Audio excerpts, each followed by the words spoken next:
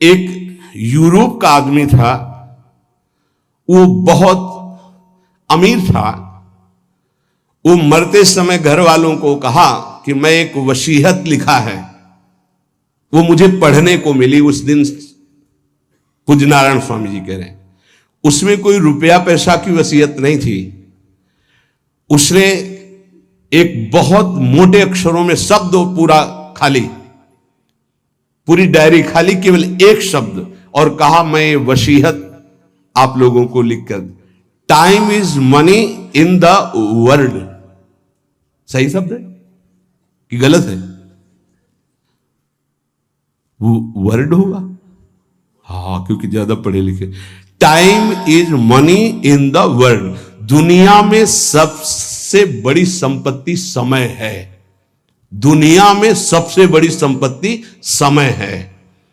जब से मैंने ये पढ़ा तो इस दास ने समय की सदैव कद्र की है, हर समय को सार्थक किया है। यहां निरर्थक करने में समय की सार्थकता समझ रहे हैं। निरर्थक सोना, निरर्थक बातें करना, बिना भजन के जो सेकंड गया व्यर्थ गया।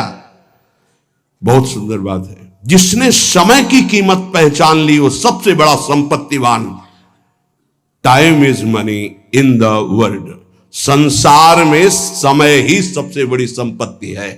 समय की सदुपयोग वृत्ति, राधा राधा राधा राधा, इसको पाबंदी में बांधिए, तुम्हारा लोक परलोक दोनों सुधर जाएगा। समय को एक, इस समय ये, इस समय ये, इस समय ये, इस समय। परसों जब इसी का सत्संग हुआ था तो ये हुआ था कि यदि आपने किसी को 5 बजे का समय दिया तो 5 मिनट पहले पहुंच जाइए। यह साधक का लक्षण होता है।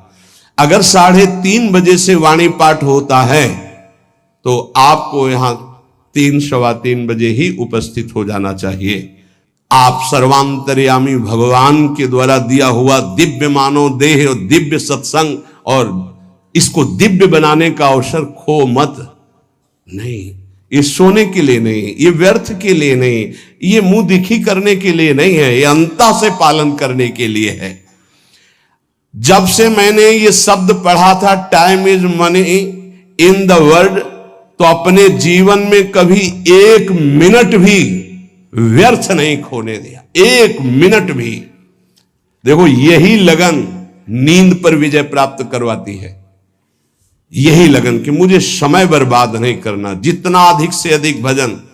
पता नहीं आज शाम हो कि ना हो, हम क्यों अपने इस दिव्य समय को नष्ट करें। पर लोग समय कटता नहीं है, इसलिए टेलीविजन और कई कई प्रकार की बहिर्मुख वृत्तियों को स्वीकार करते हैं कि समय काटना है।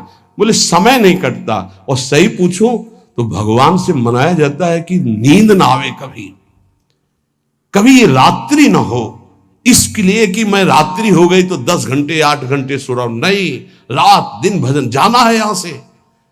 पता नहीं आप लोगों के दिमाग में है कि नहीं है। हर समय बात है कि जाना है। कोई भी मिनट आखिरी हो सकता है, बिल्कुल चलो, जाना है। फिर किस बात के लिए उदास हो जाना, निराश हो जाना, क्योंकि यह पक्का पता मुझे जाना है। कहां जाना है? लाडली जी के पास जाना है, जिनके लिए तरस रहे हैं उनके पास जाना है। तो उसमें कोई भय है क्या कि जाना? जिनके लिए हम तरस रहे, तड़प रहे, उनके पास जाना है। जहां अनंत जन्मों से बिछुड़े वहां जाना है। कोई आश्चर्य की बात है, कोई दुख की बात है, कोई घटना की बात है, और जाने का ये बुलावा है।